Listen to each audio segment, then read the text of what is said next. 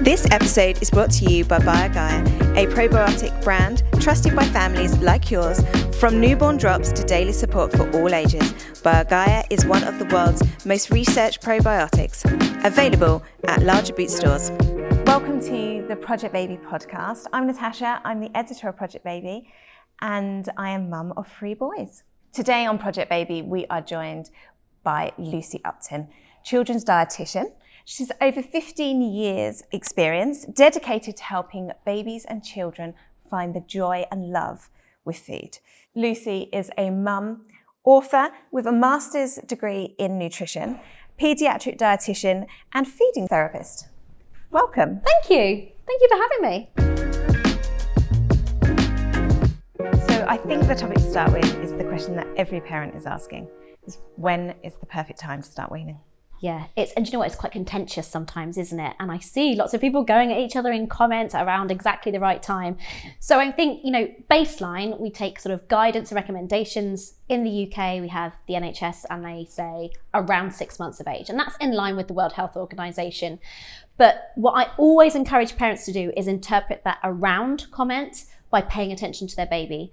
And I totally get it as a parent, like you want a start date, you want a plan, you want to know exactly the sort of right time. The reality is your baby is always going to be the best guide for when the right time is, but around that 6-month mark. So we're looking that your baby is developmentally ready for solids to start eating. And so there's some key things to look out for. Some of them are really obvious. So your baby can sit up a little bit unaided and is holding their head up. They're not going to be swallowing very much if they're still quite floppy or down here somewhere. You want baby also, because we want to encourage babies to be involved in their feeding and self-feeding even right from the start. So what we'd want is babies being able to see something, grasp it and bring it to their mouth. Chances are babies are mouthing toys, they're picking things up, they're starting to get curious and doing that anyway. And the final thing we're looking for is that their tongue thrust is starting to diminish. It doesn't have to be gone completely, but that's the idea that if you're sort of putting a spoon or your finger to their mouth, that they're not immediately thrusting it completely out as if to say no. And it's not no, it's just a reflex that is keeping babies safe. And what we want is that to start to diminish, because we want babies to start actually swallowing some food once it's in their mouth and the tongue moves from the front to the back. So with that guidance, does that guidance change if the baby is breastfed or formula fed? No. So the guidance stays the same? The guidance is exactly the same. And I think it's just remembering that like any aspect of a child's development, each baby is going to hit that at a slightly different time. Some babies might be ready, a week before their kind of 6-month birthday. Some might be a couple of days afterwards. It's just paying attention to your baby. And, I often say to families, you can sort of help prepare your baby a little bit. You can get them up seated with you at meal times, looking at food, like what is this thing that everybody else is doing? Like that's a really good way for prep. You can give them some just empty utensils, introduce a spoon, give them a little cup to play with, get them sort of familiar. Because then on day one, not absolutely everything is completely alien to them. Like it's not the first time they've been in their high chair, seen a spoon, seen any food. Do you know what I mean? Because you imagine being a baby, if they've not had any of that yet, all of a sudden they're in a chair with some green mush in front of them and a spoon, and they're like, what's everyone expecting me to do with this? Yeah, exactly. And when we place so much expectation on the idea that children and babies will just know how to eat. And the reality is that eating isn't innate. Eating is a skill that is learnt, and they are starting from no skills. And I always remind parents that when you're thinking they're going to be troughing away from kind of day 2, maybe there'll be that unicorn baby who is straight in there, but mostly children are working out what on earth is this. Yeah. And you mentioned about baby grasping the food and picking the food up. Would you say baby-led weaning is the best way or the way forward, or is it? I never apply best to anything with children, because they are little humans, they are not little robots. And I think the most important thing for weaning really is that parents explore the options available to them. You can kind of do traditional kind of spoon-led weaning. Baby-led weaning refers to kind of offering babies adaptations of family food in an appropriate form. So, finger foods that initially they can grasp really easy and are going to mash almost as soon as they're in their mouth or fall apart. Or you can do a combination, and there isn't going to be a best way. The best way is where baby feels comfortable, family feel comfortable, because to give you an example, if you've got a family who think that they have to do baby-led weaning and that's the only right way, but they are terrified of starting with that approach, they're probably not going to get off to a good start. In fact, I've seen families don't get off to a good start because parents are so anxious. They are so worried that their baby is like, what on earth is mum? So, they can smell that, they can read that off you, what's going on here, and they don't even want to interact with the food. So I think you've got to get yourself to a place where you're happy with the approach that you're taking. And I always talk to families about the fact that with either approach or combining the approach, the end goal is the same. Like, it's two different roads, maybe they'll cross over at a certain point, but the goal is the same, which is your baby's having a variety of textures, a variety of food, and generally by around 12 months of age is having adapted family foods. The route there will be different for every baby. And again, please, for parents, don't use that as a stick to bat each other with in terms of saying one's better than another. Yeah, I think there's so much that needs to be done around sort of respecting other people's choices, and that there can be definitely two ways and multiple ways to do something that lands children in the same place. Yeah, definitely. And I also think when it comes to feeding them, parents often worry about how much their babies are getting. Yeah. Should they be worrying when they're so little? No. I have a big rule. I wrote this in my book, and I was like, variety over volume every time, especially in the first few months of weaning. I probably get in multiple inquiries a week, and it's very, very similar. So if there's parents listening, they'll be like, and the baby is somewhere between 7 to 9 months of age, and the inquiry goes along the lines of, my child is slow for weaning, they're not eating very much, I'm really, really worried. And there's a reason lots of people are messaging. It's not a coincidence that lots of people are messaging me with this worry, with the same thing. The reality is that learning to eat isn't just about a child picking up food, just chomping away on it and eating it. They've got to learn all the oromotor skills. So, they don't have a big rotary chew. They don't have like an effective munching. They don't know what they're doing with it for the first few weeks at all, even if it's getting to their mouth.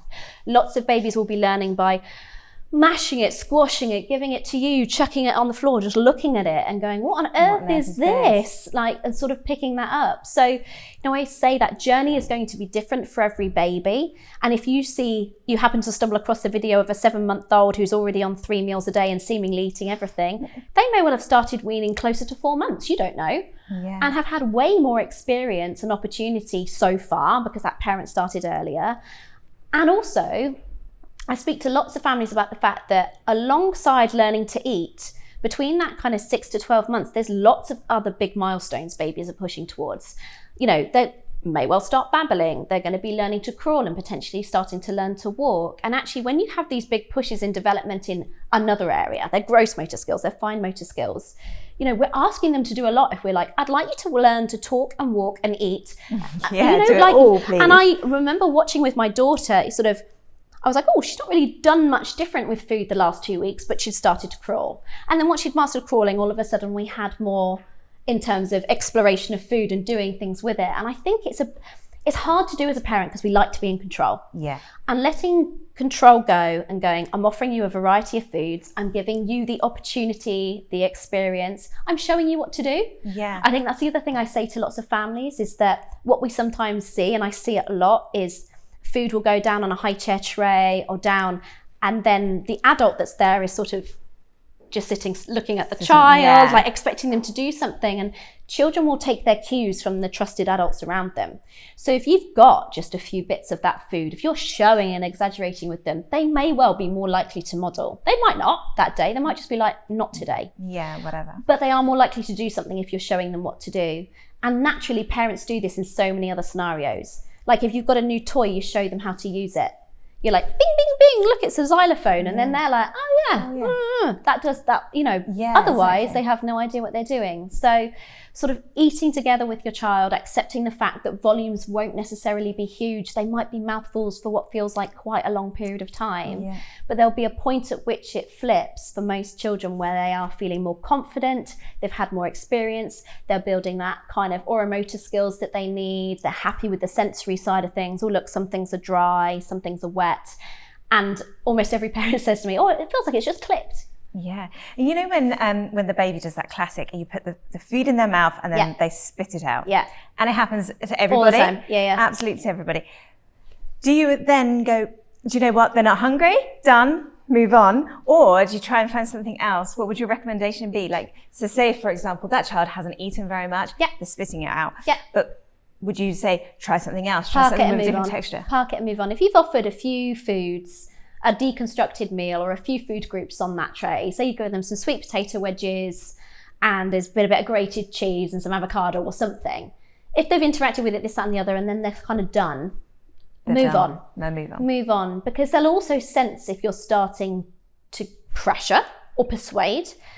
And also, just some days they just might not be feeling it. Yeah. And, you know, teething, coming down with illness. God, I always say to parents, like, appetite is this wonderful thing, but it's so blooming delicate for kids. A sniff of a cold, a sniff of a virus, no. I'm not going to eat. And then they don't eat throughout the whole virus. Yeah. And then they have the hangover afterwards. And you're like, are you? And they get back to themselves. Yeah. And eating is the very last thing that comes back. And I don't think that's coincidence. I've worked in feeding for over 15 years now. And the more I learn and the more I hear from all the other professionals involved and the more I realise how much of a child's body and brain feeding is actually involved with, the more complex you realise it is and the more effortful you feel like it is.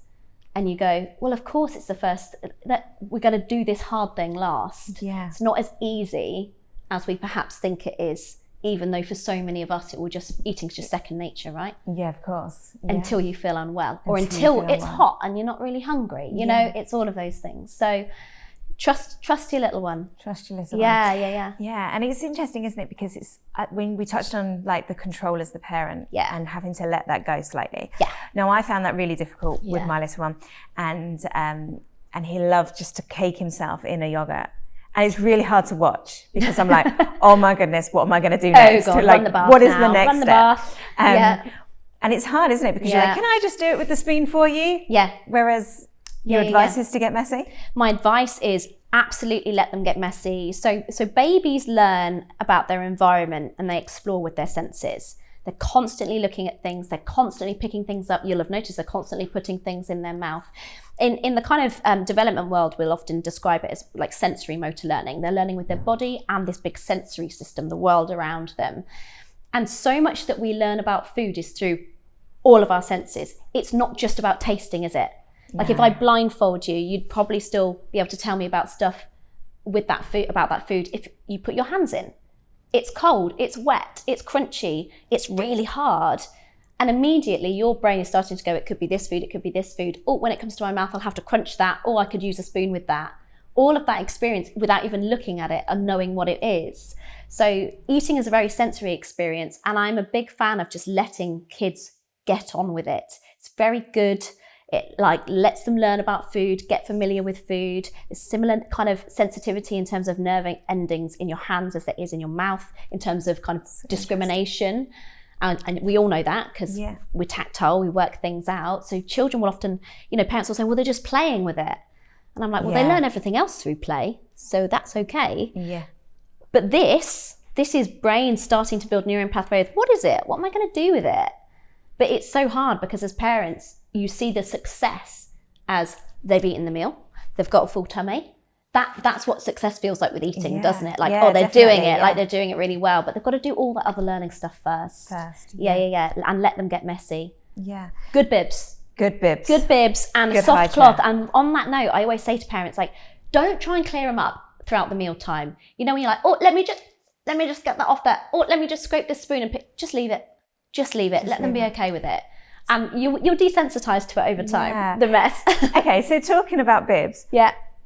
Give me your top 5 weaning essentials. Okay. What do we need to get started? We need a high chair. Yeah. Duh. Everyone's going to be like, yes, Lucy, well done. Lucy, you need a high chair. Okay, but I do have some prerequisites with high chairs because I see some pretty dreadful high chairs out there, if I'm honest. Tell us.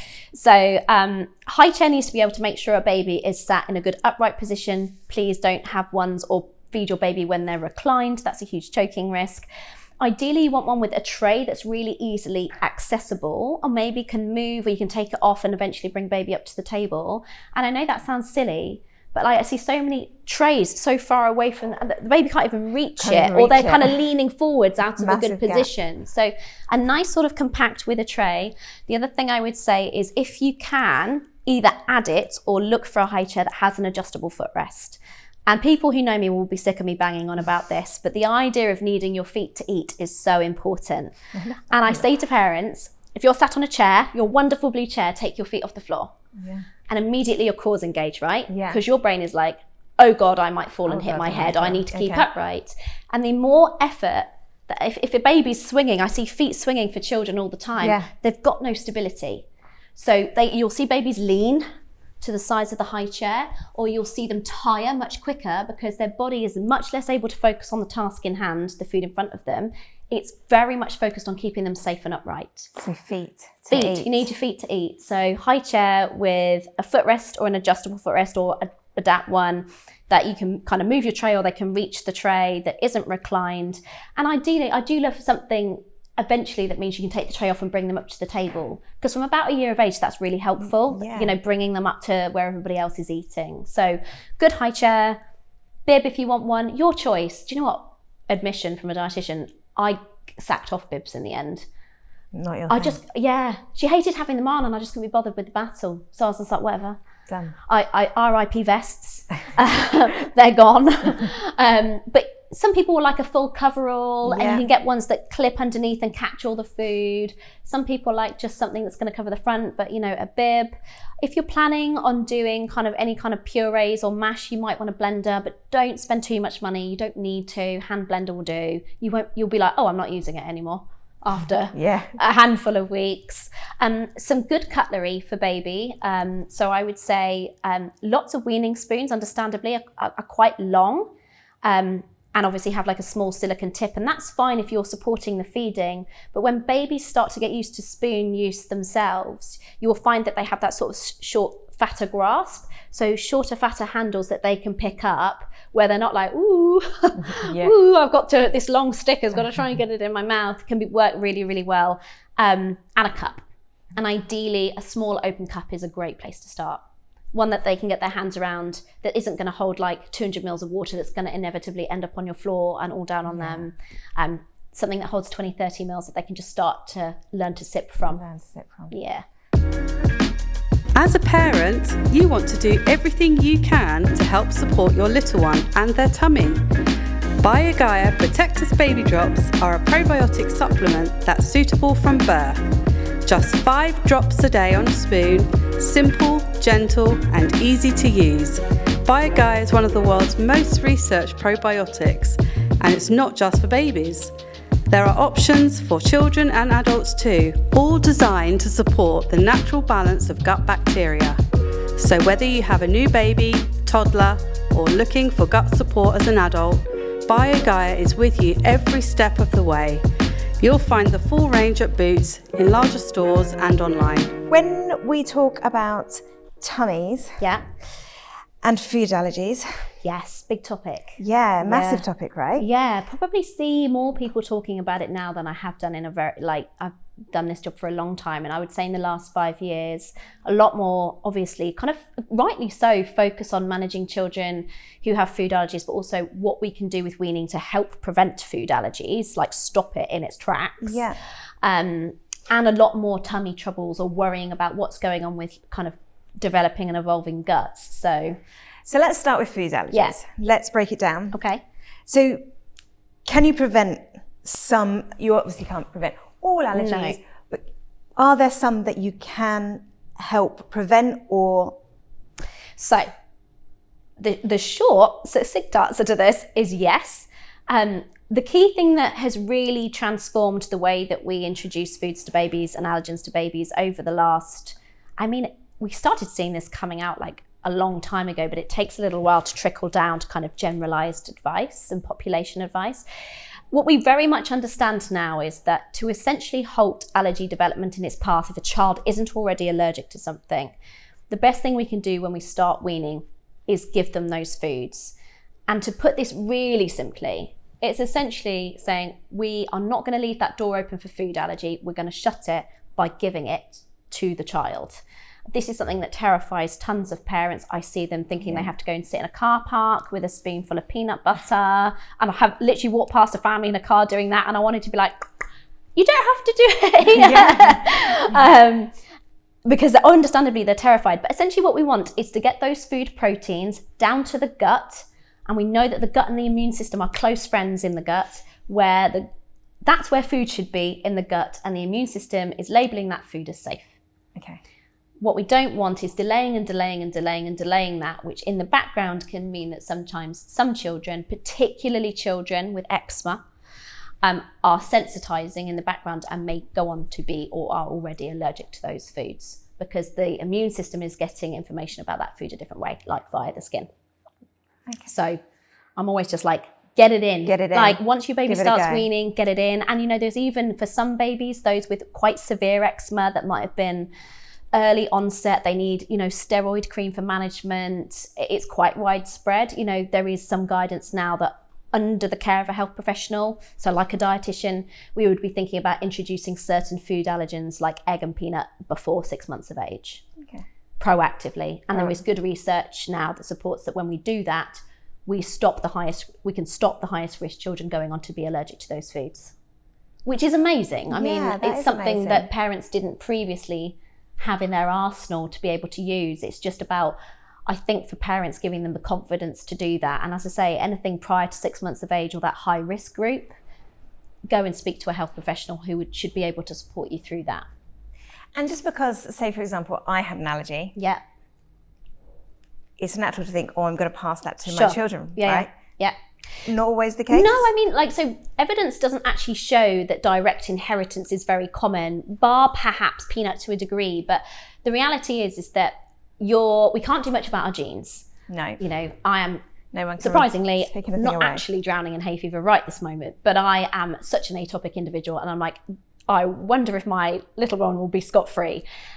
So there's always going to be a genetic kind of loading of the gun, for want of a better term. If there's atopic history of any eczema, asthma, hay fever or food allergy in the family, there's a chance that your child has a genetic predisposition to that, and that they may well therefore be at higher risk of food allergy or one of those conditions.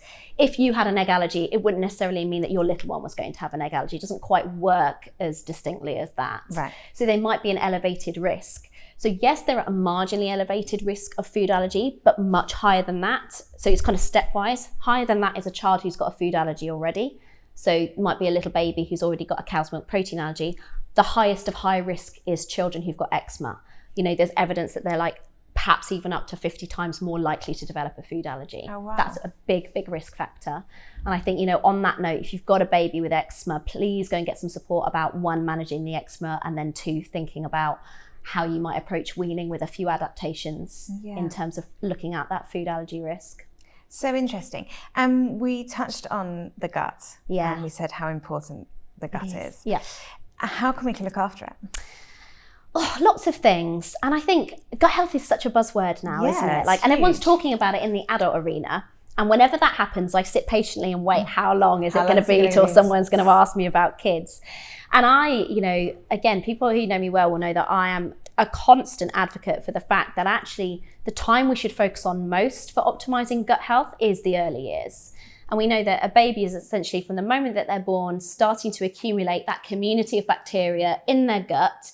And the fascinating thing is that is occurring very rapidly in parallel with other big aspects of development. So their brain is growing really fast, their immune system's developing really fast. All of this is like boom in these early years. But we also know that kind of like baseline community of bacteria that they accumulate at that time is probably coming with them for life. It will evolve, but it's coming with them. So we want to make sure it's the right kind of bacteria that are there, that are going to support a child's health right now, but also when they're older. Yeah. And it's mad to think that what's going on for your child's gut in the early years could affect something like, their Alzheimer's risk when they're 70. It's a bit sort of... So looking after little tummies for me, as parents, I'm always going to say, let go of the things you can't control. Sometimes our babies will need antibiotics. You might have wanted a vaginal birth, but you had a C-section because it was absolutely necessary. There's some things that are just going to be outside of our ether's control as parents.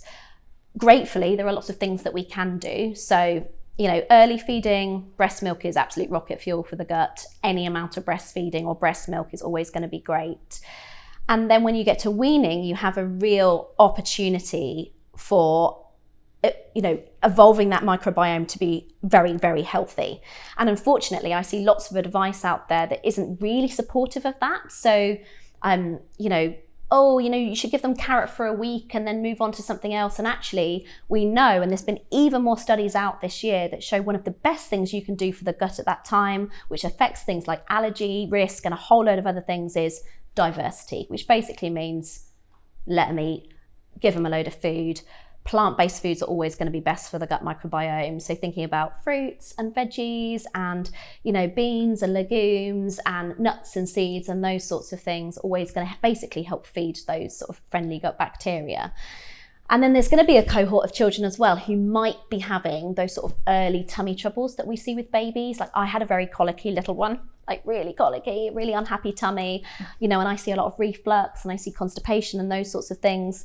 And that might be the time where you start to look for very evidence-based strains of kind of probiotic supplements, live bacteria supplements that have actually been shown to be beneficial. So you might think about things like for babies who've got colic, there's particular strains of bacteria, products like BioGaia, which are known to be beneficial and are now within guidelines for health professionals to be able to recommend to kind of help manage that balance of bacteria in the gut. So I'm always about what parents can do. Yeah, definitely. Also, let them be outside.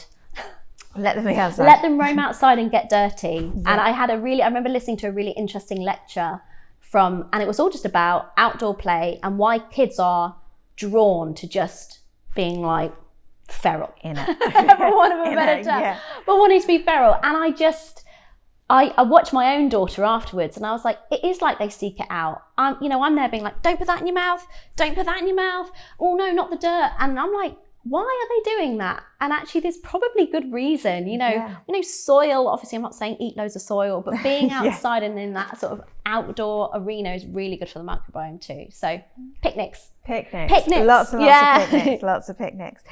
And traveling with baby is always such a big topic when I speak to my listeners.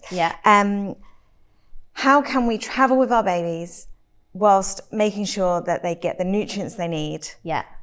But it's got to be convenient, right? Yeah, do you know what? I had a good conversation with a really good friend of mine not that long ago because they were like, oh my God, Lucy, we've just realised we're going to Thailand right when we should be starting weaning. Like, oh God, should we not go? What do we what do we do? So give up the holiday. Yeah. I was like, absolutely go on holiday. You take the holiday.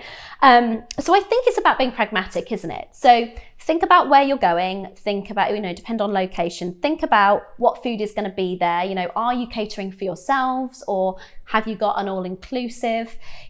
There almost always is going to be foods that are going to be suitable that are available. So local fresh fruit and veg isn't going to be hard to come by. Bread, flour and milk to make pancakes, eggs, that sort of thing's probably going to be accessible for you. And I've had lots of families tell me that actually when they speak to, resorts or wherever they might be going on holiday, that they're actually very accommodating of food for babies. What I would say is that there might be some things you want to pack and take with you. Some parents, I always laugh, one family, admittedly, they're like, we take our emotional support Weetabix. Like they take something that they know is, a base for something that they can whack a load of fruit or yogurt on or the seeds at the buffet or whatever else they're doing. So you might choose to take some convenient food like cereals. You might choose to take some prepackaged baby kind of foods so that, in those times when, you might be out and about in the back and beyond, you have something. And I think it's about, unfortunately, organisation, isn't it? Yeah, definitely. Yeah. And also not worrying if, you go on holiday for 2 weeks and you haven't been able to offer as much variety as you would at home. If they've had a bit more fruit and a bit less of the veg or, they haven't been able to have the all-inclusive, curries on offer or whatever, like for 2 weeks, a week, you'll be fine. That's okay. Yeah. Don't put too much pressure on it at all.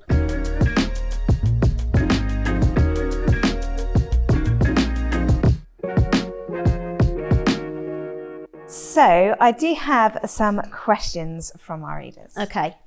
Should you be rubbing food on the skin before the baby tries the food? No, big no. Can I have a buzzer? No buzzer. No, absolutely not. So I think parents use this as a bit of it's really old school, this bit of advice. And it used to be that, I'm really worried about giving them peanuts, so I'm just going to scoop it out and slap it on the skin. And if it goes red, that's not going to tell us anything. That's not it. Most children's skin, baby skin's really delicate. Most of them are going to get red and be like, what's that? It's not going to tell you if your baby is allergic or not. It's literally pointless. For those children I've mentioned already who've got eczema, actually very bad thing to be doing. So what we're doing is introducing food protein to a damaged skin barrier, and all of those immune cells in the skin, which are not used to seeing food that's not meant to be here, are almost then more likely to mount a response to that food when it's given again, because they're like, well, you shouldn't be here. Yeah. You know, it's like infiltrating through the city walls. You know, you're supposed to come in the main entrance via the gut, but you've come this way. You can't be safe, you know? Yeah. So please don't rub food on your baby's skin. No rubbing and I think food. what I would say, just to reassure parents, is in 15 years, this doesn't mean it doesn't happen, but I have not known a single child have a very severe anaphylactic response the first time they're given something during weaning. Nice. And I speak to allergy colleagues and they're the same. It has happened and I know it. Yeah. But the risk of that happening in a baby is very, very low. So another question Yeah. is, and this has been in the news everywhere, Go on. shop bought food. Yeah. Oh gosh, it's been a lot. Pouches. Hasn't it? Yeah. Are they bad? Oh, it's such an emotive word, bad. I've seen know. so many unhappy parents the last few weeks because it's been It's really been in the everywhere. news, hasn't it? It's been everywhere.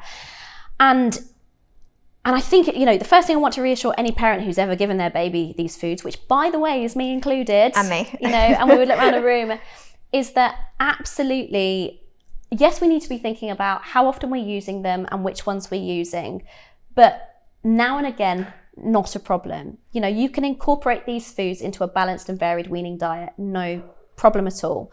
And now, you know, NHS has updated its guidance to say, you know, don't rely on them to be the kind of main source of nutrition for your baby. You know, we worry that they're not nutrient dense enough.